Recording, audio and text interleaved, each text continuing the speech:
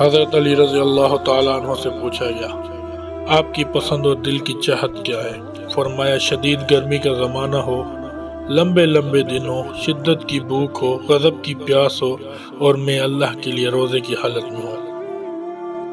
دوستی کا بھرم صرف وہ لوگ رکھ سکتے ہیں جن کے وجود میں سمندر جتنا دل ہو۔ اپنی سوچ کو پانی کے قطروں سے زیادہ شفاف رکھو، کیونکہ جس طرح قطروں سے دریا بنتا ہے اسی طرح سوچوں سے ایمان بنتا ہے۔ اس کو دوست مت بناؤ جو کسی محفل میں آپ کو شرمندہ کرے، خواہ وہ مذاق ہی کیوں نہ کر رہا ہو۔ محبت کی پہلی شرط ہے عزت۔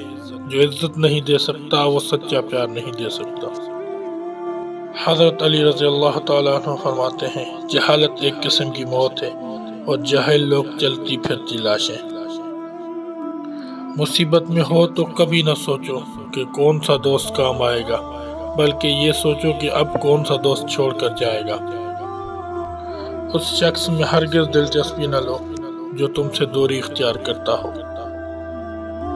دولت اور رتبہ اختیار ملنے سے انسان بدلتا نہیں، اس کا اصل چہرہ سامنے آ جاتا ہے۔ حضرت علی رضی اللہ تعالیٰ عنہ نے فرمایا، حسن اخلاق سے جنت ملتی ہے اور صبر سے محنت کم ہوتی ہے۔ عمدہ اخلاق سے جنت ملتی ہے اور صبر سے تکلیف کم ہو جاتی ہے۔ اپنے فرائض کو بخوبی انجام دینے کا نام استقامت ہے۔ بہترین دین یقین اور بہترین سعادت استقامت دین میں ہے۔ جب وعدہ کرو تو اسے ہر حال میں پورا کرو۔ 100 دوستوں سے بہتر ایک وہ دشمن ہے جو کھل کر نفرت تو کرتا ہے لیکن منافقت نہیں کرتا۔